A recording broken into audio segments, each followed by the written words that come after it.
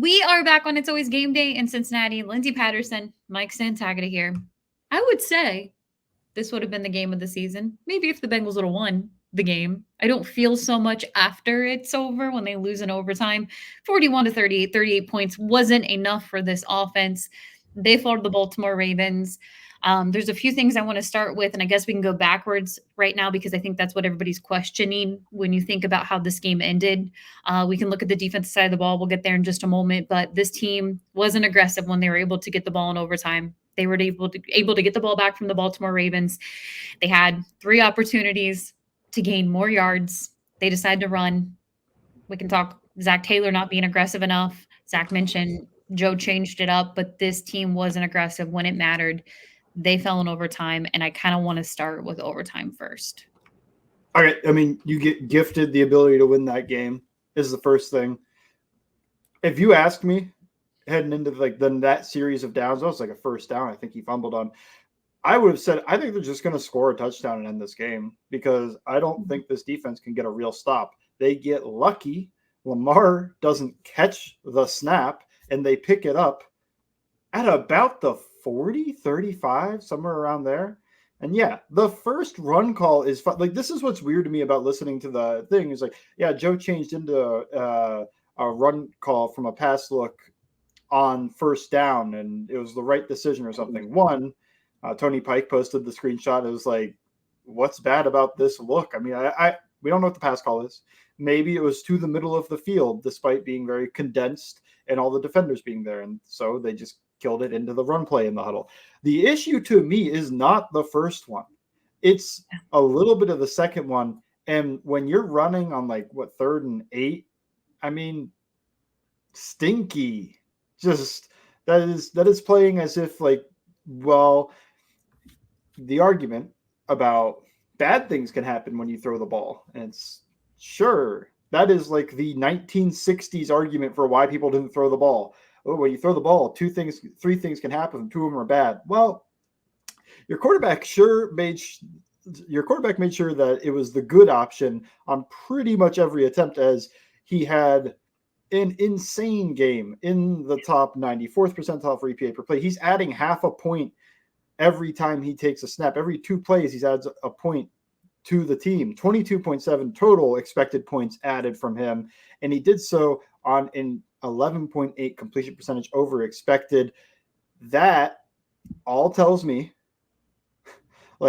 come on. If you do throw the ball here, it should be good. Now, I understand the argument. Something bad happened the last time they threw the ball in this area. Okay. That's so frustrating of just your quarterback makes one mistake, kind of. I also think, I also get it. He got man coverage, single high, one-on-one opportunity with his wide receiver against Marlon Humphrey. Jamar said it was a bad route. Yeah. On that slant, you got to do everything to be able to stay with your right leverage because the throw comes out on the body on the break. You hear that? Well, that means he doesn't really know if Chase is – he could see that Chase isn't in a great position when he goes to throw the ball. Maybe he can see, maybe I should put this a little inside, just tiny little decisions. But when he's going to throw that ball, he doesn't really know whether Chase is going to be open or not. But based on the coverage, 9 out of 10 times Chase will win that and get the first down there. This just happened to be the 1 out of 10 times. And Marlon Humphrey, credit to him, made the catch and made that play on the 1 out of 10 times Jamar Chase doesn't win a slant versus single man coverage, turns it into an interception. Credit to him. And then the next drive, there was a sack on first down, so they kind of killed that drive. Whatever. Throw that stuff out of your mind, in my opinion, because 95% of the game from Joe Burrow was pretty awesome. Put it in his hands to win the game. And it goes back to that 2021 San Francisco 49ers game we've talked a lot about in this podcast. It felt the exact same of come on, put it in his hands to win the game. I'm not saying he needed to throw the ball on all 3 of those downs. I'm not saying that you need to throw the ball even on second down. But when they ran the ball on third down, it was cowardly. That was just a coward's way of going about it, saying, oh, I'm too scared about what could happen throwing the ball. Well, you should be scared about a 50-plus yard field goal attempt. And then I don't really understand. They took the timeout before the field goal attempt. I mean, if you believe in icing, did they ice themselves? It's a great question. It was a bad hold. It wasn't a great snap, but I think that it was a manageable snap. The hold stunk. They bobbled it. And the thing that sucks about that is, Rico's been such a good punter. Mm-hmm. He's a UDFA. It is what it is. He's held on every other one very well. The operation just didn't work. I don't really blame Evan much for that. No. There's, when the ball gets pushed around where you're going to go drive, think about it as if you're golfing. A lot of people golf, and people at least hit a golf ball. Say that ball just wind, whatever, pushes it just an inch. Are you going to get a good hit on that golf ball anymore? No. It's going to now get sliced off and go off in a direction you don't want it to go. So it's kind of close, but the operation stunk. My biggest issue, though, is just you can't take the ball out of his hands entirely. It's not even about if you're scared, run it on first and second. But I think that third down has to be a throw. Unless they go out in a look that is like two safeties, 20 yards down the field, corners lined up. Well, because I was going to say off. And I was like, well, just throw it out to Jamar. He'll probably make that guy miss. But, just a situation that looks like a terrible passing look. I don't think they ever got a terrible passing look on those three plays. So very frustrating. And it's all this complaining. They scored 38, but I guess it was prophetic for me to say it might be a race to 40. It was. Somehow this was a race to 40. We were both right in just two areas. Race to 40, and I said T. Higgins would score 2 touchdowns. You said 2. I know. I kept saying 1 touchdown, but I was not there with the 2. It's so disappointing because we should be talking about this offense or performance by Joe Burrow. 392, 5 touchdowns, 1 interception that maybe his wide receiver threw, ran a bad route, 30 of 39. Joe Burrow was cooking. I agree with you. It is deja vu to the 49ers game, and Joe Burrow was honest after the game, and that's the only thing that he can do because this team has been able to put up points 30 plus 3 weeks in a row. 1 win. That isn't good enough by the defensive side. We'll get there in just a moment. But Joe Burrow was asked, and he's like, look, we're not a championship team right now. Obviously, yes, people will look at a 1-4 record and say, I agree with you. And that was a very quick answer by Joe Burrow. And he said, some things will need to change. And obviously, we have no clue what he's talking about, but I would point over to the defensive side of the ball. I would say you need to be more aggressive in overtime, and that is on your head coach. And you could say the same thing when it comes to defensive coordinator Lou Anarumo. I get it. Dax Hill was out. You lose him early. That's obviously scary to be determined on how long Dax Hill is going to be out. But it's on 2 people when I look at that game. And yes, it was major to have Myles Murphy back out there. You get McKinley Jackson, you get Chris Jenkins, and you think you do enough defensively to make the stop in overtime. But you shouldn't be put in these positions.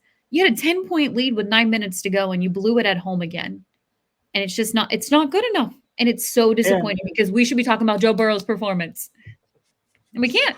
Still can, but we can have a little bit. But a little.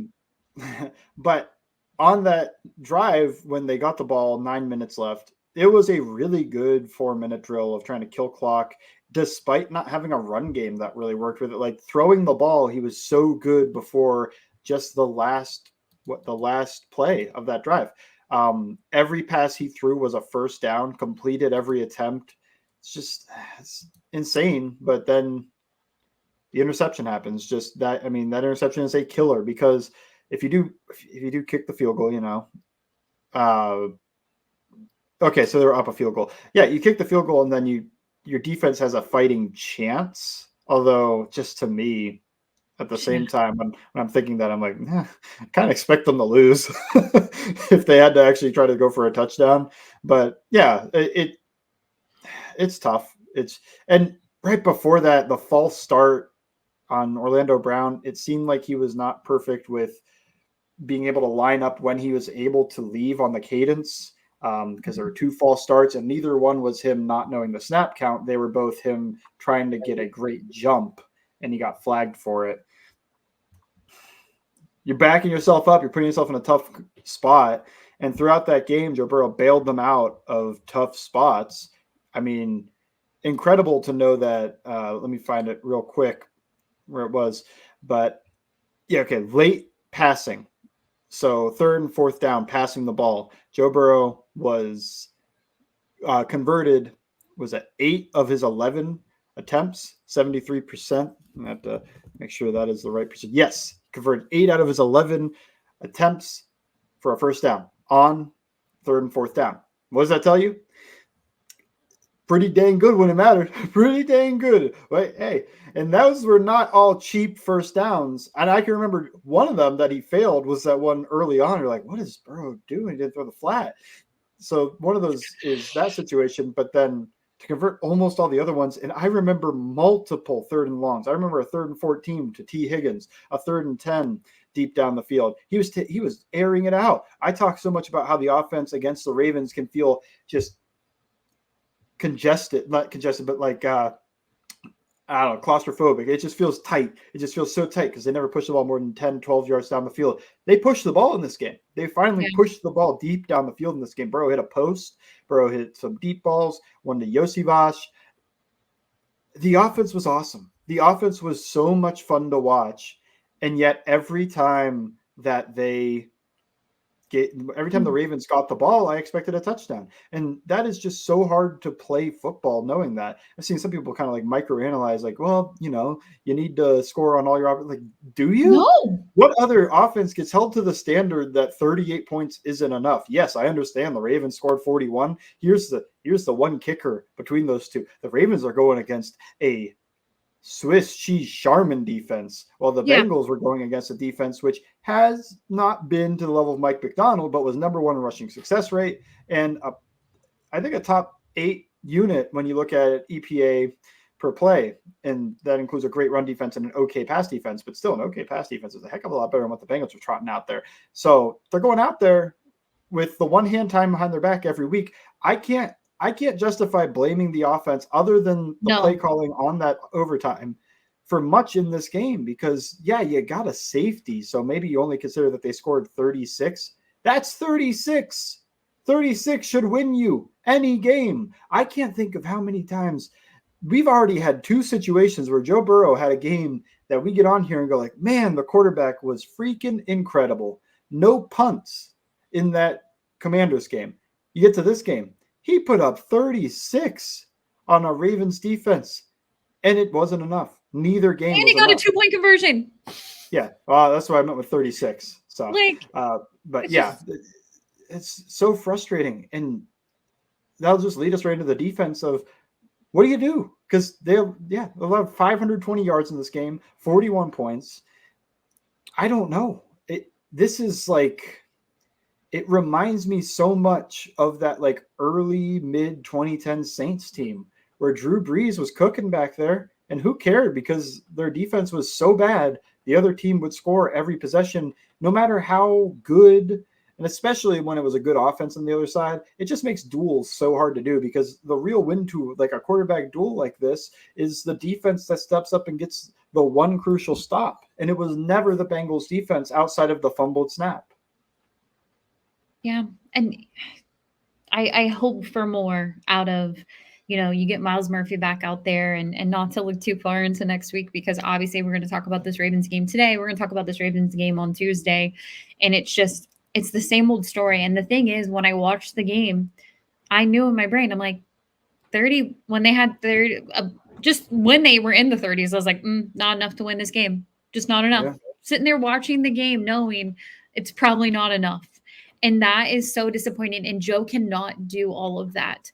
Look, I will find something good in this game. And Amarius Mims returning is a good thing for me in this game because I do not want to see Cody Ford out there at right tackle the rest of the season. But overall, it's Joe Burrow's team. And I wouldn't put the offense in there. Joe Burrow and this offense, their defense keeps letting them down. And that is on the players. That is on the coaching. That's on both sides right now. And they're not getting themselves put in a position to win the game. And there were moments in there that I'm like, Ravens are just going to go down the field and score. Did a good job with Derrick Henry till the end and just couldn't Just couldn't make the stop when it mattered. I mean, how much time did Lamar Jackson have back there behind the line of scrimmage to make the throw? Behind the line of scrimmage, your defense is running Well, after him. yeah, and I told you, I thought the pressure was okay. I actually thought they blitzed too much towards the end of that game. I was specifically thinking on their long touchdown drive. Let me find it real quick.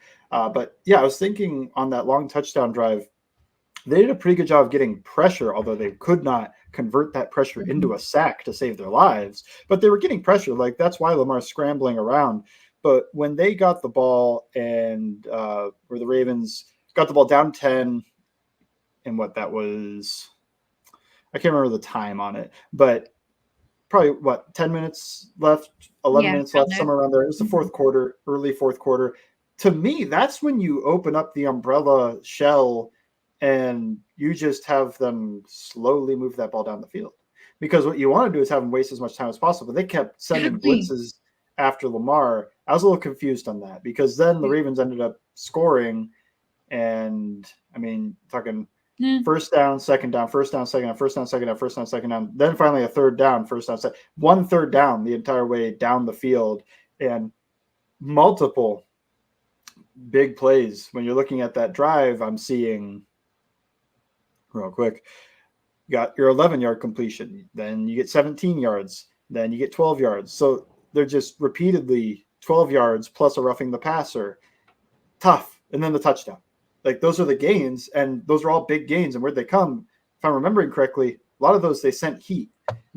As much as I appreciated Lou knowing the weakness that this defensive front has not been able to get any pressure, and I like that he was pressuring Lamar Jackson, I do think the Ravens had better answers when I watched them this year. I think I mentioned that than they had in years past. And that showed up in a big way because I don't think they had good answers against with Roman in the first year of the new coordinator. But yeah, tough when you're sending all that heat and then they score in about 2 minutes and you want them wasting time. That was the one big defensive play calling issue. Everything else just had to do with, goodness. Guys just aren't good enough. There's not enough speed in the safety room. And then when Jordan Battle gets in there, he sure makes everybody who wished you got in there look a little dumb as he gives up 2 big plays and gets pulled. I don't know what your answer is then, though, because that was the hopeful answer with Jordan Battle. What is the answer if he can't step into that safety room and provide a higher level play? So I'm watching this live, and you can correct me if I'm wrong. Devon Bell, what could have been an interception, from where I'm standing, it looks like he was just staring at the ball. Was he far away from that? It was towards the end of the game. It looked, maybe when you go back and you watch the tape, and it's frustrating because I think of the safety room and we talk about communication, and that's why that move was made. And you bring up a good point. Jordan Battle's in there, doesn't live up to the hype in that one game when he is on the field, and it just felt like everything is slow, and you cannot be slow. You cannot be slow. I thought everything. There's just such a lack of speed on the Bengals defense in the back 7. It's not even really the front 4. The front 4, yeah, like Sam Hubbard doesn't have the speed he used to, but Trey Hendrickson's pretty athletic. Miles Murphy's pretty athletic, and BJ Hill and Chris Jenkins for defensive tackles can move. So you run into the issue of like, well, why is the back 7 so slow? Your safety's slow. Your linebackers, they look a little slow. And then the corners are fast, but they're not the ones that are usually chasing Lamar. They're not the ones on the blitzes chasing Lamar. They're guarding the receivers because if you're going to set an all-out pressure, you got man covers behind that. Cam Taylor, Britt, and Von Bell. Not sure what happened there. It's a miscommunication between those two, though. I don't know which one was wrong, but it's a little frustrating to hear that like these guys are in there for communication. Then every week I see a play that is like, okay, so what about that? Why was there a miscommunication if these guys are in here for communication? And again, Jordan Bell didn't play very well. So it's very frustrating to watch because there's miscommunications, there's busted coverages, and then they don't have the bodies to be able to keep up with people. So when a play gets broken wide open, the safeties aren't fast enough to get there. The linebackers aren't fast enough to get there. Like that play early on, Miles Murphy is the read man. This is like the first drive. And he steps out because it's a handoff and to his side, to the outside. And he tries to get him. and the running back backs up and runs all the way to the sideline, but there's no speed behind him to be able to help him out. Yeah. And he's able to turn the corner and pick up a first down. When I watch other teams, I feel like the linebacker to that side is able to get there when the running back gets held up. But I guess I'm not 100% sure. That's just, I feel like I watch that when I watch like good linebackers, and these linebackers are paid. It's tough. It's tough because the lack of speed just shows up in every game. But I don't know, what is the biggest issue here? Is it bad communication? Is it bad play? Is it bad athleticism? Is it just no pressure? I thought they were getting pressure this game, so maybe Lou got in his own head about calling all those blitzes just because of the past 3 games. I don't know. But it's really frustrating to watch the defense and come up with any answers because all the answers just are proven wrong. Yeah. So is there any hope for them, or is every game a race to 35? That's a lot. They're 1-4 right now. You look around the AFC, nothing feels good, to be honest with you. It's very frustrating to see what Joe Burrow is able to do with this offense. And like I've said before, I feel like this offense is just even getting started, which is crazy to say when they put up 30 plus 3 weeks in a row. And they're not doing enough on the defensive side. When I think and I look around the league, I'm like, this game, if the ball bounces another way, if the defense can get a stop in the Commanders game, if the defense can get just a little bit of a stop in this Ravens game in regulation, we're talking about the season so differently. And I think Joe Burrow said it best. They're not a championship team right now, and there needs to be some changes. I would point to the defense on those changes. And I don't know if we're going to see them. I don't think Sheldon Rankins makes a whole lot of difference when he returns. These guys are vets out here who aren't performing on the defensive side. And it's really disappointing to be at 1-4 when there were opportunities every single week, every single game. Yeah. It feels to me like the safety room must have the safeties in the Bengals defense. This must be like the most taxing defense, the innermost defense for safeties, because every free agent comes here and plays under what's expected. Dax Hill couldn't figure it out. Jordan Battle can't see the field. No. The only time it worked was when it was Jesse Bates and Von Bell, and it worked so good with those two. But since then, it's been very frustrating. And if that's the case, why on earth are you letting whatever Jesse Bates go? Like, if he's that important to your defense that it won't function without him, why is he leaving? Like, don't let him leave the building. I don't know. No.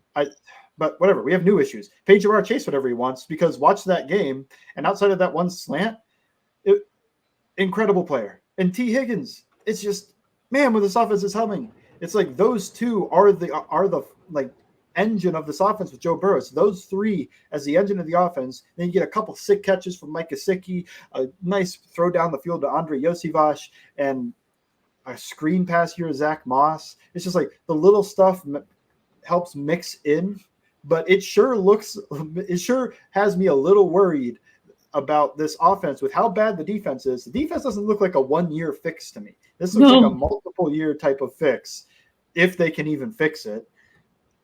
So the offense needs to be awesome. And if the offense moves to merely good, I don't know how this team wins a lot of games next year. I'm already in next year mind, but I can't. I'm not out of hope. I'm not out of hope because I looked at the next 4 games and they're all winnable. And let's end on that note. Look, I'm gonna go back and watch the tape. I'm going to think about this game and how it could have ended differently. I thought about that as I was walking out of the stadium. I'm like, oh no, this would have went this way. This would have went this way. Oh no, did they really miss that kick to end the game? There's just so many things that went wrong. And it's just what the season is. It's 1-4.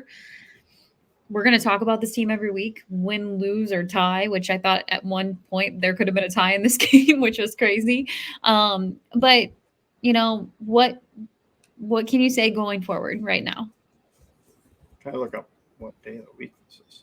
But okay, going forward, I mean, next week they have the Giants. And look, I'm not watching every Giants game, but the ones I have watched, that's a very winnable game to me. Week after they have the Browns. The Browns, you're in New York. Nice. Mm-hmm. Yeah. Well, New Jersey. Jersey. Yeah, the Browns the week after that. If there's one team in the AFC North that looks worse in every facet of the – I mean, the Browns look terrible. The Browns look like a disaster to me. Here's my issue. They might be on Winston by then, and I'm sure it'll be a top No, 10 no, offense don't again say with the that. backup quarterback. So I hope it's Watson out there. But yeah, it's Giants then Browns. I think they win those two games, and then they have the one game I'm going to, the Philly game. I think that becomes the hinge point of the new part of the season. Because when you get to 3-4, I'm definitely telling myself things like, 3-4, it's fine. They win this game, then they get the Raiders, and the Raiders can't figure out their quarterback. I'm doing the same thing right now, Mike. I know, yeah. And then you're at 5-4. They're above 500 before they can play the Ravens. So it's the next 4 weeks, and then having that fourth place schedule is so crucial because then you get Chargers, Steelers, Cowboys. Like that's a little bit tougher stretch. Titans, Browns, Broncos, Steelers to end it though. I mean, I could see the path to ending this 9-3 to be able to come away with a 10-7 record and a probable wild card spot. Not where you want to be. No. They have to figure something out to be anything serious in the playoffs too. Otherwise, they'll just be a fun team that gets knocked out in probably round 1, maybe round 2. But I don't think any team has ever won with that bad of a defense, has won anything meaningful with this bad of a defense. But they could get there. I've already talked myself into how they can get there, and then maybe Lou can game plan up these divisional game or these playoff games that he has in the past. So I wouldn't lose hope. I think the next 4 weeks will be nice, but yeah. That's where we are, 1-4. It's not a good place to be. No. You got a very winnable game next week. We've said that about a few of these games. They have to finally capitalize on it. Yep, that's how I feel. 1-4 on the season. Very unfortunate. The offense was let down by the defense again, but we'll talk more about that after Mike goes back and watches all the fun tape on Tuesday's podcast, and then we'll look ahead to the game versus the Giants. Make sure you check out Mike's work over on All Bengals, over on Twitter, Bengals_Sands. You can follow me at Alan DS Patterson. Thank you for listening to It's Always Game Day in Cincinnati.